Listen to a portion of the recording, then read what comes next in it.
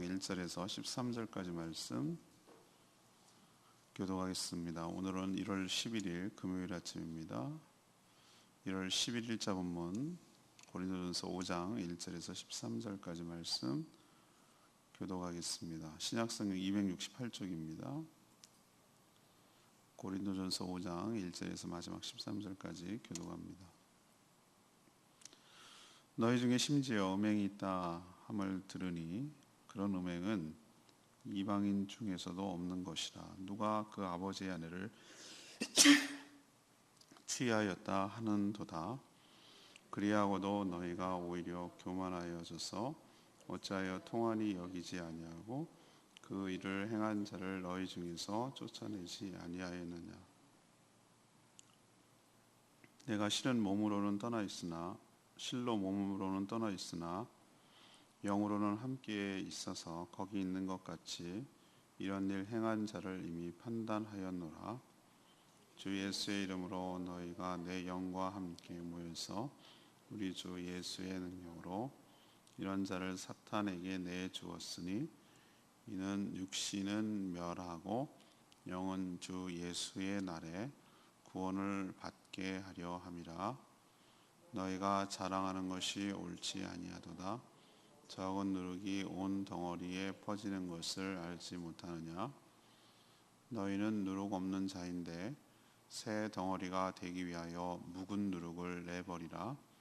우리의 유월절 양 곧 그리스도께서 희생되셨느니라. 이러므로 우리가 명절을 지키되 묵은 누룩으로도 말고 악하고 악에 찬 누룩으로도 말고 의의 없이 오직 순전함과 진실함의 떡으로 하자. 내가 너에게 쓴 편지에 음행하는 자들은 사귀지 말라 하였거니와 이 말은 이 세상에 음행하는 자들이나 탐하는 자들이나 속여 빼앗는 자들이나 우상 숭배하는 자들을 도무지 사귀지 말라 하는 것이 아니니 만일 그러하려면 너희가 세상 밖으로 나가야 할 것이라. 이제 내가 너희에게 쓴 것은 만일 어떤 형제라 일컫는 자가 음행하거나 탐욕을 부리거나 우상 숭배를 하거나 모욕하거나 술 취하거나 속여 빼앗거든 사귀지도 말고 그런 자와는 함께 먹지도 말라 함이라. 밖에 있는 사람들은 판단하는 것이야 내게 무슨 상관이 있으려마는 교회 안에 있는 사람들이야 너희가 판단하지 아니하랴. 밖에 있는 사람들은 하나님이 심판하시려니와 이 약한 사람은 너희 중에서 내쫓으라. 아멘.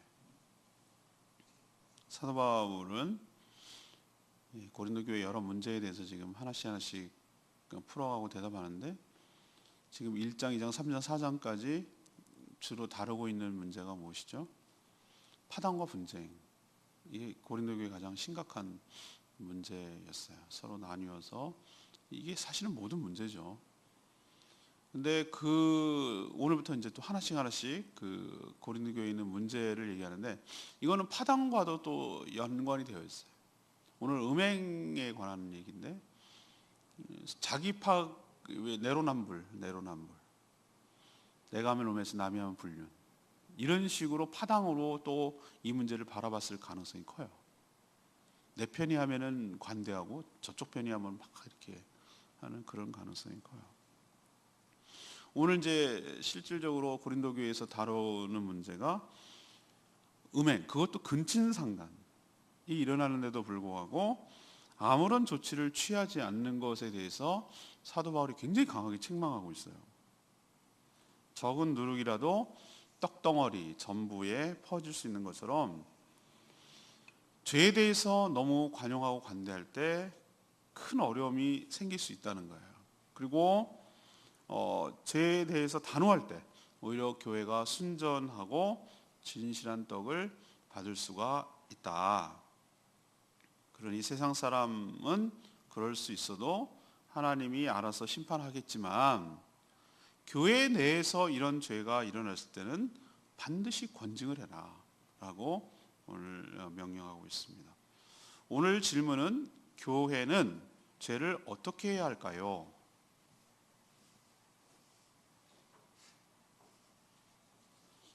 교회 안에 죄가 있을 때 어떻게 해야 할까요? 이것이 오늘의 질문이에요. 1절에서 5절까지의 말씀을 근거로 죄는 절대로 방관해서는 안 된다라는 것이 오늘 첫 번째 지침이에요. 사도 바울은 고린도 교회에서 음행이 있다는 이제 소식을 듣게 된 거죠. 하나씩 이제 듣게 된 얘기예요. 거기에 대한 응답이 바로 이제 고린도전서인데, 근데 성도 중 누군가가 그의 아버지의 아내를 취했다라는 충격적인 내용을 들은 거예요. 설마 친모는 아닐 거라고 판단하는데 계모라고 판단이 돼요. 계모. 그러니까 아버지의 첩이나 뭐 후처나 뭐 세컨, 뭐 서드 이런 개념이겠죠. 근데 아버지가 돌아가시는데 그 계모를 취했다는 거예요. 압살롬 기억납니까? 다윗의 후처들을 갖다가 공개적으로 그 권위를 자기가 취했다는 증거로 삼기 위해서 그딴 짓을 했단 말이에요. 그렇지만 아무리 그래도 이 교회는 물론 성적으로 타락했다고 하는 세상에서도 이런 일이 용납이 되겠습니까? 이거야말로 정말 이를 데 없는 일이라고 보는 거죠. 그런데 이 자체도 충격적이지만 사도 바울이 더 크게 충격받은 건 뭔지 아세요? 이런 일이 교회에서 일어났다는 거예요. 일어났다는 걸 아는데도 그냥 쉬쉬하고 아무런 조치를 취하지 않고 있다는 사실에 더 충격을 받았어요. 당연히 그런 죄를 지은 자는 교회 차원에서 권징을 해야 되는데 그렇지 않고 유야무야 이 문제를 묵인하고 그냥 덮고 그냥 쉬쉬하면서 지나가고 있었던 거예요. 이게 앞에 나온 문제, 파당 문제와도 연결이 된다고 제가 말씀을 드렸어요. 거룩해야 할 교회가 세상보다 못한 것이죠. 여기에는 여러 가지 요인이 있어요. 영지주의 영향도 있을 거라고. 영지주의가 육은 더럽고 영혼은 깨끗하고, 그죠? 이 더러운 육에서 탈출하는 것이야말로 그게 구원이라고 생각하는 이분법적인 극단적인 사고 방식이에요. 이원론적인 사고 방식. 이런 것에 영향을 받으니까 그 육체의 더러운 죄를 짓는 것은 지금의 영지주의는 제가 보기에는 구원파 같아요. 영향이 있는 것 같아요. 구원파는 한번 죄를 사함을 받으면 그 죄는 깨끗해졌기 때문에 죄를 범해도 회개할 필요가 없다. 이상한 논리를 펴놓고 있는 자들이 있기 때문에 그런 거죠. 아무튼 그때도 이런 영향을 받았던 것 같고, 아까도 말했지만 파벌 간의 갈등으로 인한 자기 편의 옹호 때문에 이런 식으로 두둔했던 것 같기도 하고, 또 이런 죄를 지을 수 있는 사람이 먹고 살기 힘든 사람이겠어요? 노예였겠습니까? 그 고린도 지역에서 유력한 사람, 그러니까 그 먹고 살만하고 그런 사람들, 그래서 그 사람이 헌금을 내서 구제를 하게 만들고 그 사람 때문에 교회가 운영이 되고 이런 유력한 사람이었기 때문에 뭐라고 말을 못하는 거예요.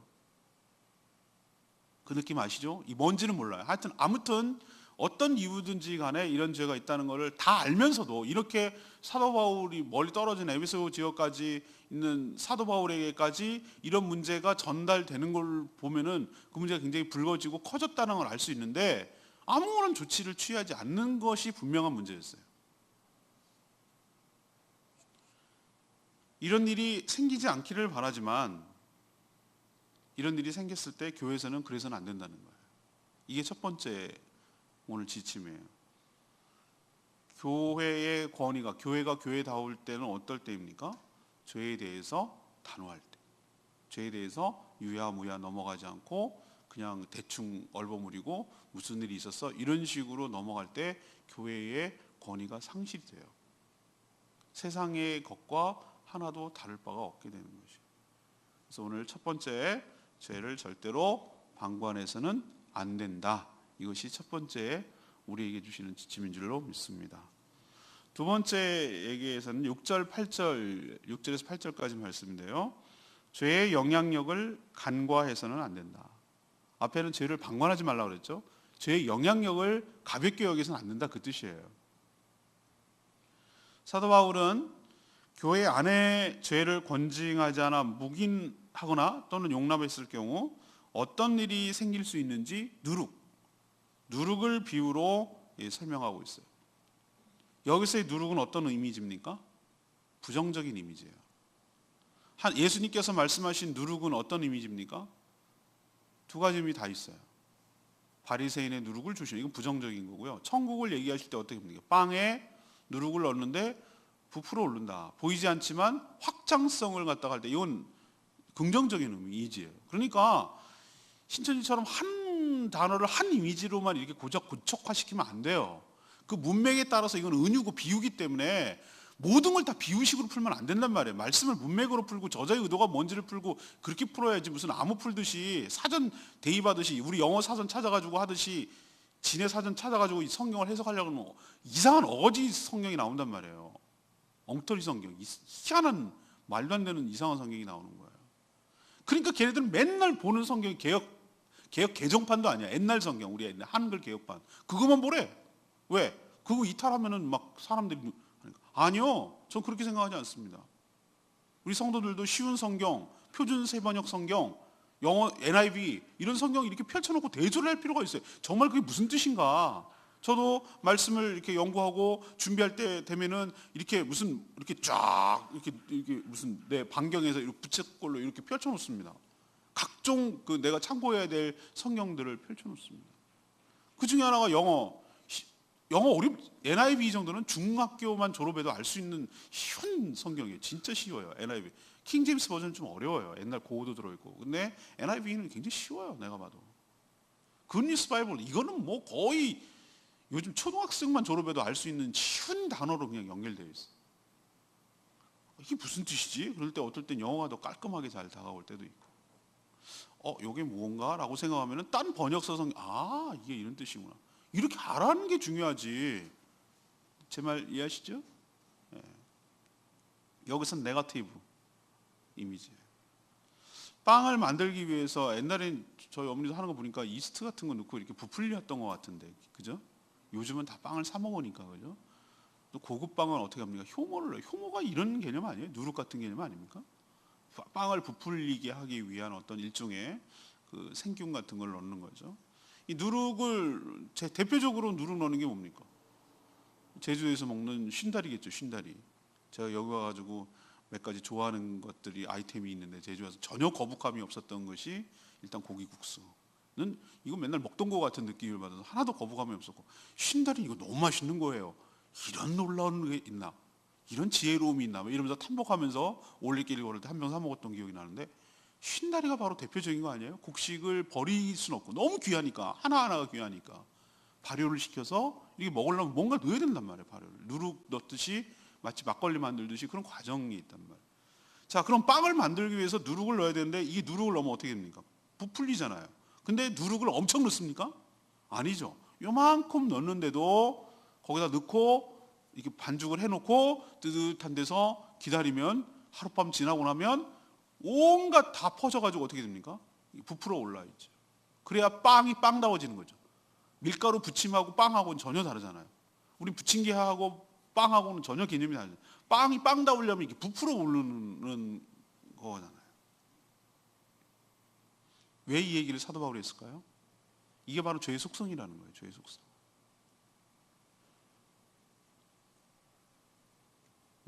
작은 누룩을 넣어도 시간이 지나면 떡덩이 퍼지듯이 죄도 그와 같다는 거예요. 아주 작은 죄라도 그 죄가 교회 안에 있으면 시간이 지나면서 교회 전체를 오염시키고 그 죄가 퍼지게 돼 있어요. 그 영향력이 간다는 거예요.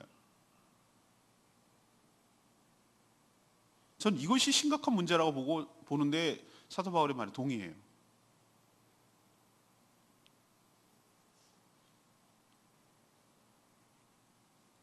예수님께서 누룩이 없는 새 떡덩어리가 되게 하시려고 오늘 사도 바울이 그런 표현을 쓰셨어요.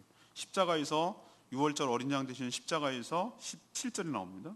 희생을 하셨는데 다시 이런 옛날 누룩이 교회 안으로 들어온다면 십자가 사역을 얼마나 헛되게 만드는 것이냐, 그것을 회복시키려고 이렇게 어려움을 겪어서 희생하셨는데 다시 그 옛 누룩, 묵은 누룩이 들어온다면은 이거는 말짱 헛일 하신 거라 이 말이에요.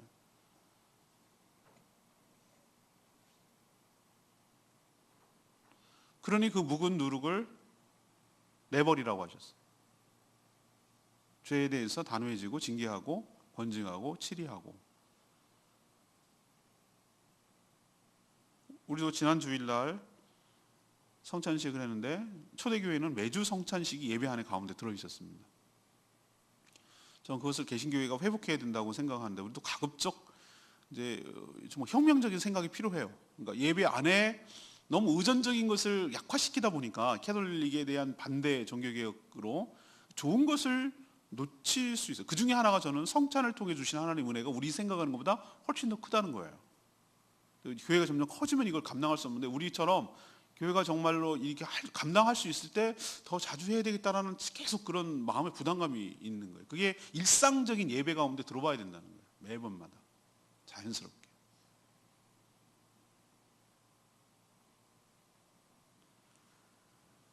자, 이렇게 성찬을 통해서 빵과 잔을 나누는데 죄를 제거해야만 8절에 있는 말씀대로 순전함과 진실함의 떡을 받을 수 있다라고 얘기하는 겁니다. 제가 성찬식 때 말씀을 드린 적 있죠. 세례를 받는 분이 당연히 세례를 받는 분이 성찬식 떡과 잔을 받을 수 있고 세례를 받았다 하더라도 지금 현저하게 회개하지 않은 죄가 있는 사람이 먹었을 때는 잠자는 자도 있도다 이렇게 경고를 하죠. 여기서 잠자는 건 죽는다는 걸 의미하는. 이거랑 연관이 됩니다. 그러니까 죄가 가득한 가운데 예수 그리스도의 몸과 살과 피를 훼손하는, 오염시키는 그런 일이 되기 때문에 순전함과 진실함으로 떡을 받기 위해서, 잔을 받기 위해서 교회 전체가 이 문제에 대해서 단호하게 처리할 필요가 있다라는 것을 얘기하려고 사도 바울이 이런 비유를 얘기하는 것으로 보입니다. 죄를 너그럽게 대하는 것은 공동체 전체를 죽이는 또 다른 죄라는 생각이 듭니다. 누가 이렇게 그렇게 싫은 소리 하는 걸 좋아하는 사람이 있겠어요? 늘 이렇게 좋은 게 좋은 거다고 이렇게 생각할 수 있잖아요. 그렇지만 오늘 본문이 그래요. 본문이 오늘 5장이 쭉 넘어오다가 5장 본문이 딱 그 부분이 걸려있어요. 그러니 우리도 삼가 조심해야 되고 이 교회 안에 죄의 영향력을 너무나 쉽게 생각해서는 안 됩니다. 이거에 대해서 그 자체도 무서운 거지만 더 무섭고 왜 그게 무죄가 되냐면은 그 영향력이 커지기 때문에.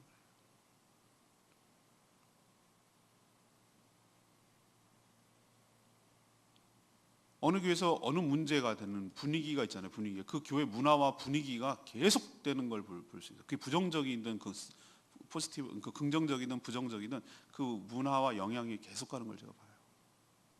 어떻게 처음에 첫 발을 내딛고 어떤 교회 문화와 분위기가 되느냐가 굉장히 중요해요. 항상 어떤 교회는 그 문제가 걸리더라고요. 반복되는 거예요.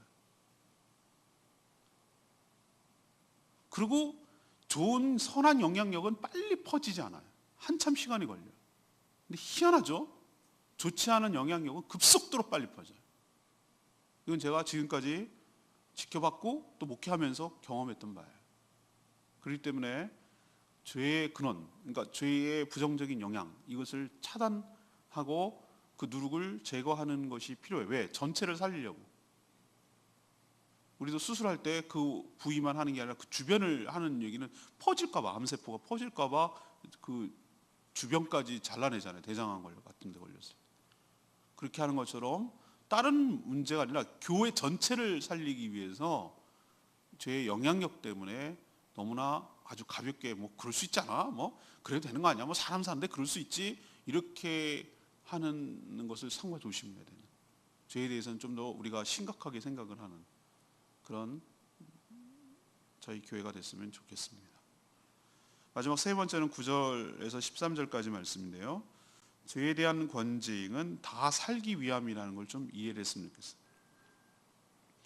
교회 권징, 뭐 요즘 권징도 없어진 지 꽤 오래됐지만 권징을 시행하는 교회가 몇 교회나 되겠어요. 권징을 이야기하면 죄를 지은 죄인을 적대시하고 밖으로 내치며 관계를 단절하는 것처럼 오해하는 자들이 있어요. 그렇지 않아요. 일단 오늘 사도 바울이 얘기하는 교회 건징의 범위는 어디죠? 교회로 좁혀요. 10절 보면은 세상의 모든 죄악을 건징한다고 모든 관계를 끊어버리면 우리는 세상 밖으로 나가서 살아야 돼. 옛날에 그 코미디언이 있었잖아. 밖으로 나가거라 뭐 이렇게 했는데 그분은 어디서 어떻게 사는지 모르겠어요. 우리 밖에서 나가 살 수 없잖아요. 우리가 세상 속에 살고 있잖아요. 세상이 다 그렇다고 해서 그것을 건증한다는 이유만으로 다 관계를 끊으면, 그래서 속세를 떠나가지고 산속에 들어, 그렇게 우리는 살 수 없어요. 이 땅에서 빛과 소금의 역할을 감당하며 이 속에서 구별된 삶을 살아야 되기 때문에, 여기서 사도 바울이 얘기하려는 건 뭐냐면은 세상의 죄까지도 너희들이 건증할 책임이 없다 이거예요. 세상에 대한 죄를 심판하는 것은 누구에게 맡기라고요?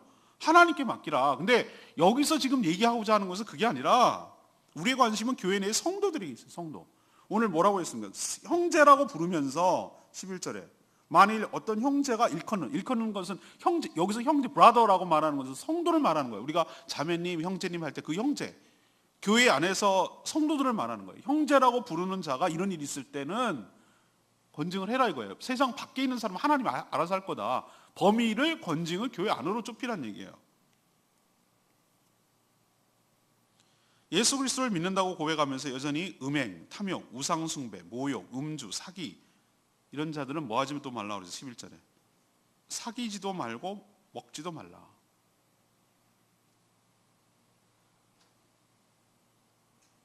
왜 그렇습니까?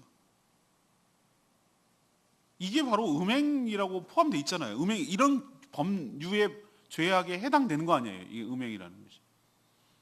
일단 4절에 보면은 교회의 거룩함을 뭐 하려는 거죠? 유지하려는 거예요. 유지하는. 교회의 거룩함을 유지하려는 것이고, 또 다른 하나는 그 영혼을 뭐 하는 거예요? 살리려는 것이에요. 살리려.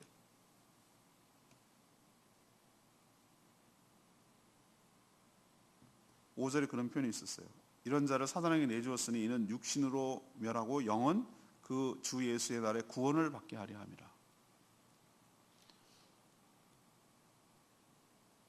건증을 통해 자신을 돌아보고 회개함으로 정결한 상태로 다시 돌아올 수 있는 기회를 주려는 의도지, 죽이고 내치고 버리려는 그런 의도가 아니에요.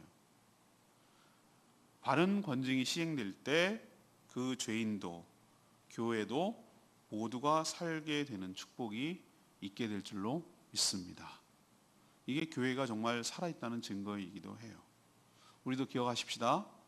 벌을 주고 내치고 뭐 이렇게 건증이 여러 가지 교회 내에 있지만 요즘 그렇게 하는 교회 거의 없어요. 못해요. 왜? 아니 뭐 여기만 교회야? 이런 식으로 하니 이게 제대로 되겠어요? 옛날에 옛날에 미국에서 우리나라 영어 난 너무 재밌게 초원의 집, 그거 생각하시는 분 옛날 사람이에요. 초원의 집이라고 그 미국 이제 서부의 그 개척 시대에 그렸던 그건데 정말로 청교도적인 모습으로 이렇게 나온 이름, 여자 이름이 로라인 것 같은데, 로라 같아요. 로라. 거기 보면 와, 거기 진짜 그 교회가 아닌가, 그 마을이 신앙 공동체야. 신앙 공동체. 그러니까 산소처럼 모든 동네 문화가 교회를, 신앙을 중심으로 움직여요. 항상 일상에 애가 태어나면 세례를 받고 늘 크리스마스와 추수감사절과 이런 주일날 예배 드리는 거, 이런 것이 아주 일상적으로 일어나는 거예요. 설령 뭐 좀 신앙이 부족하고 연약해도 오히려 교회 안에서 그것을 커버하고 뭐 이렇게 하는 정말 그런 모습이에요. 옛날에 그랬겠죠, 미국도. 근데 저 지경이 됐죠, 지금은. 굉장히 정말 아름다워요. 아름다운 모습이에요. 참 공동체가 멋있다 이런 생각이 들어요. 아, 저게 원래 미국이었구나 이런 생각이 좀 들더라고요.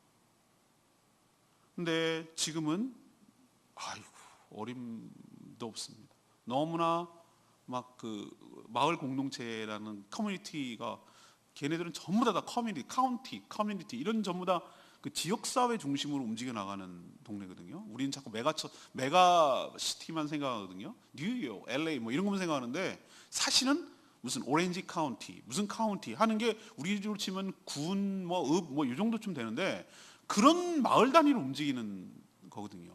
그게 사실은 맞아요. 그게 맞는다고 보는 거예요. 근데 지금 너무나 익명성이 요구되는 시대에 살고 있기 때문에 교회도 그래요. 교회도. 여기 아니면 없나? 어제 신년 하래회 갔더니 처음 알았네. 제주시, 시티. 그러니까 여기 시내권이라고 하는 여기 안에가 180개 교회라고 그러대요. 기도하는 중에 내가 알았어. 180개면 다 그러더라고요. 우리가 180개. 제주시 내권 딱 안에 만들었어요. 그래 많아요. 근데 50명이나 왔을래나? 목사님들이 나머지는 안 오셨어요. 근데 우리가 죄에 대해서 교회가 바른 권징을 할 때 그것은 그 사람을 괴롭히거나 죽이거나 하는 것이 아니고 교회를 교회답게 만들고 그 사람에게 회개하고 자복하고 다시 깨닫고 교회 안으로 들어와서 용서를 구할 때 용서를 해줄 수 있는, 그렇게 될 때 죄를 유야무야 해가지고 없던 걸로 하는 게 잘하는 게 아니라 하나님의 방식이 그거예요. 십자가에서 죽이되 그 아들을 죽여서 우리를 살리는 방식, 하나님의 공의와 하나님의 사랑이 다 드러나는 방식. 그것처럼 교회도 거룩한 교회인이 하나님의 공의도 드러나고 하나님의 사랑도 드러나는, 사랑이 그냥 알았어 없던 걸로 해줄게, 그냥 대충 됐어 알아 다 이해해, 이게 교회입니까? 이게 진짜 사랑입니까?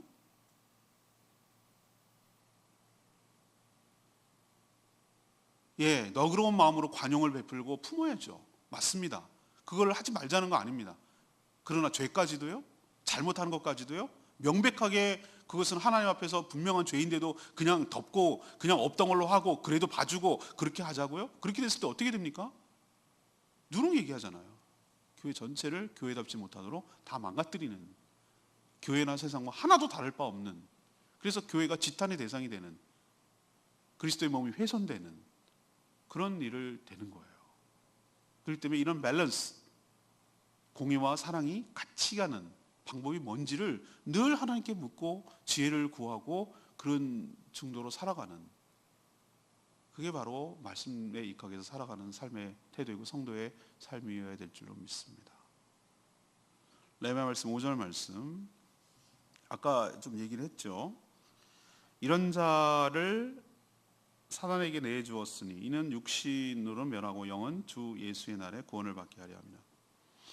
교회에서 할 수 있는 최고의 권징이 뭐죠? 예를 들면 여러 가지 수위가 있어요. 수찬정지는 뭐냐면은 세례를 받았음에도 불구하고 의도적으로 그 성찬에서 배제시키는 거예요. 옛날에 그 로라 나오는 초원의 집 같은 데 보면 어떻게 하는 줄 아세요? 심각하게 죄를 지었을 경우 2층으로 올려보내요. 2층으로. 2층, 그러니까 중 2층 개념이에요. 옛날 교회는 중 2층 개념이 있었거든요. 아래층만 선생. 왜 그렇게 합니까? 서해 받은 사람인데. 그게 일종의 권징이에요, 권징. 수찬, 하나님의 예수 그리스도의 피와 살을 못 먹도록 일시적으로 제한을 하는 거예요. 그런데 그걸 또 받아들였어. 그게 중요해요. 그게 빈정상하고 막 그러지 않고 그걸 또 받아들여요. 수용하고 또 참여하고 그렇게 자숙하는 시간을 보냈어요. 사단에게 내어준다는 것은 교회 밖으로 내친다는 거예요. 이게 출교가 최고의 권징이에요. 죄의 결과 때문에 육신의 고통이 따를 것이지만, 하지만 그가 정말 택한 백성이라면, 그리고 주께 속한 자라면 자신의 죄를 회개하고 교회로 다시 돌아올 것이라는 겁니다. 죄인을 사랑하고 용서해야 하지만, 그러나 죄까지도 그렇게 해서는 안 된다는 거예요. 죄에 대해서는 좀 더 단호할 필요가 있다라는 것이 오늘 우리에게 주시는 말씀인 줄로 믿습니다. 참 고린도 교회 참 은혜도 은사도 많은 교회지만 이처럼 1, 2, 3, 4장에는 분쟁과 파당, 5장은 음행, 내일 6장은 송사, 이런 문제를 하나씩 가요. 그렇기 때문에 우리를 좀 돌아보고 살았으면 좋겠습니다. 오늘 질문은 뭡니까? 교회 안에서 어떤 죄악이 일어났을 때, 여기는 근친상간이라고 그랬어요. 계모를 취했다라고 하는 쇼킹한 일이 벌어졌는데 그거를 어떻게 해야 될까라는 것이 이제 질문인데, 첫 번째는 죄를 절대로 뭐하지 마라? 방관하지 마라. 묵인하거나 방관하지 마라. 모른 척하지 마라. 두 번째는 그 죄의 영향력을 너무나 가볍게 여기지 마라. 간과하지 마라. 쉽게 생각하지 마라. 그것이 급속도로 퍼진다. 그리고 그 안경량이 계속해서 남는다. 그것을 걷어내기까지 묵은 누룩을 내버리라고 했잖아요. 얼마나 했으면 실제로는 묵은 누룩을 내버리라고 했어요. 그 안 좋은 영향이 계속해서 흘러가요. 그걸 잘라내고 단호해지지 않으면 다 죽어요. 다 죽어. 전체를 죽인다고. 그 교회 자체를 죽인다고. 그래서 이 부분에 있어서는 단호할 필요가 있어요. 세 번째는 뭡니까? 권징이 왜 하는 겁니까? 죽이려고? 내치려고? 없애려고? 아니라고 그러잖아요. 아니고 교회도 살리고 그 영혼도 살 수 있는 기회를 주려는 것이고 다 살 수 있는 기회를 주려는 것이지 결코 그것을 이렇게 적대시하고 이런 개념은 아니라는 말이에요. 여러분도 오늘 이 불편하지만 힘들 수 있지만 하나님 말씀이라는 것이 항상 늘 좋은 말씀은 있나요? 어떨 때는 불편할 수 있지만 이것도 하나님의 진리의 말씀이고 우리가 쭉 진행하면서 오늘 본문이 그런 거예요. 그러니까 우리도 겸허하게 말씀을 잘 받아들이고 수용하고 이 말씀을 통해서 우리를 비춰보고 우리 교회가 어떻게 돼야 될지 살펴보는, 지금 그렇다는 얘기가 아니라 이럴 경우 어떻게 되는 것인지 잘 기억했다가 지침을 삼는 이 말씀대로 살아가는 저와 여러분 되기를 소망합니다.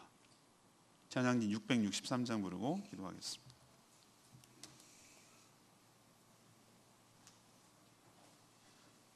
찬양집 663장 신실하게 진실하게 이 찬양 부르고 기도하겠습니다.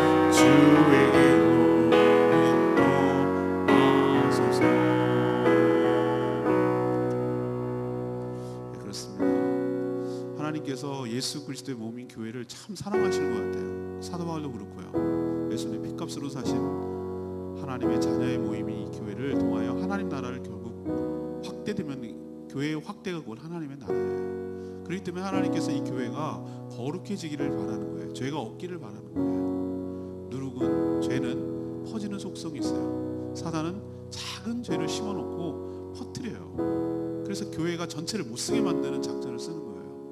우리가 사람을 미워하는 거 아니에요. 그 지은 죄에 대해서 회개하고 돌이킬 기회를 줘서 살리려는 거예요. 교회를 살리고 그 영혼을 살리려는 것이 이게 권징의 목적이에요. 우리도 삼가 조심하며 살고 우리도 이 문제를 당쳤을 때, 생겼을 때 어떻게 처신하고 하는 것인지 바른 것이고 성경적인 것인지 잘 알고 있어야 돼요. 오늘 말씀 따라 이 가게에서 살게 해달라고, 교회를 거룩함을 유지하게 되고 공의와 사랑이 균형을 유지하는 삶을 살게 해달라고 다 같이 주여 외치며 기도하겠습니다. 주여 아버지, 진실하게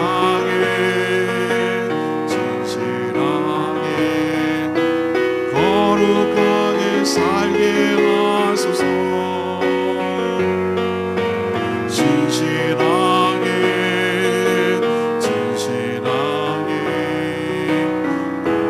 거룩하게 살게 하소서.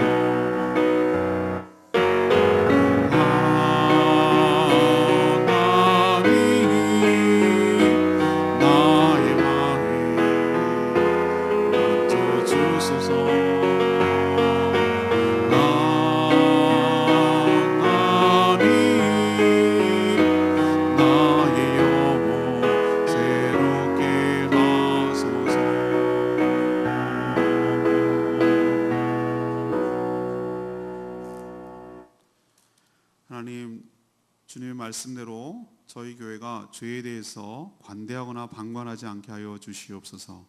죄를 알면서도 그냥 넘어가지 않게 하여 주시고, 권징의 목적이 죽이는 데 있지 않고 그 영혼을 살리는 데 있음을 깨닫게 하여 주시옵소서. 회개하고 돌이켜 교회로 다시 돌아오게 하려는데 그 목적이 있음을 깨닫게 하여 주시옵소서. 죄를 간과할 경우 교회 전체가 그 악영향이 퍼져 교회가 교회답지 못하고 거룩함과 주의 영광을 상실할 수 있음을 기억하게 하여 주시고, 교회의 생명과 권위는 거룩함에 있음을 깨닫게 하여 주시고, 항상 순전함과 진실함을 유지할 수 있도록 힘쓰는 저희들 되게 하여 주시옵소서. 오늘도 간구하는 기도마다 응답하여 주시고, 주님의 뜻 가운데 살게 하시며 모이는 모든 목장마다 축복하시고, 어린이들 대상으로 복음을 전할 때 능력 있게 잘 감당하게 하시고, 이 어린이들이 복음을 듣고 먼 훗날, 아니 가까운 시일에 예수 그리스도를 인격적으로 영접하고 거듭나 변화되는 새 역사가 일어나게 하여 주시옵소서. 주님께 모든 것 맡겼고 예수 그리스도의 이름으로 축복하며 기도합니다. 아멘. 오늘 하루도 주님의 은혜 가운데 살아가기를 축복합니다. 충분히 기도하고 하루를 시작하겠습니다. 기도합니다.